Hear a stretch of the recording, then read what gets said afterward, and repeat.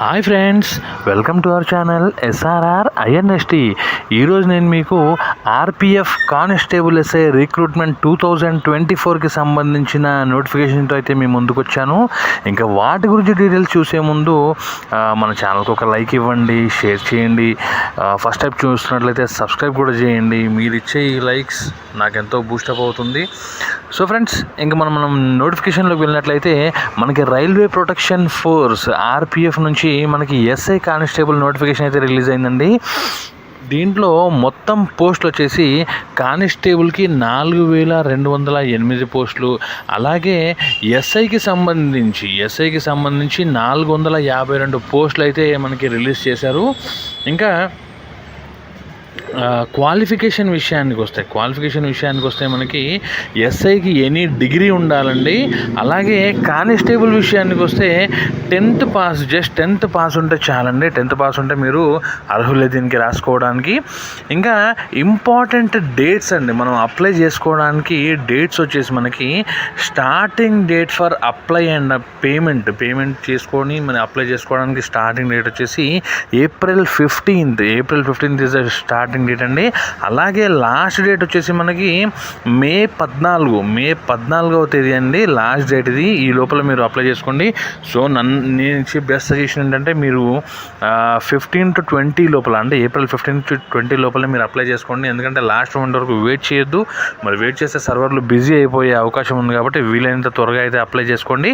ఇంకా ఫీజు విషయానికి వస్తే మనకి SC, ST, female, transgender, minority మరియు ఈబీసీలకి 250 రూపాయలు 250 రూపీస్గా అయితే డిసైడ్ చేశారు. అలాగే ఇంకా మిగిలిన అభ్యర్థులందరూ కూడా 500 రూపాయలు అయితే చెల్లించవలసి ఉంటుందండి. ఇది అప్లికేషన్ ఫీ కింద అయితే డిసైడ్ చేశారు. అయితే కానిస్టేబుల్కి మరియు ఎస్ఐకి రెండింటికి కూడా సేమ్ అంతే అమౌంట్ ఉందండి. ఇంకా ఏజ్ విషయానికి వస్తే మనకి కానిస్టేబుల్కి 18 to 28 ఇయర్స్ అండి.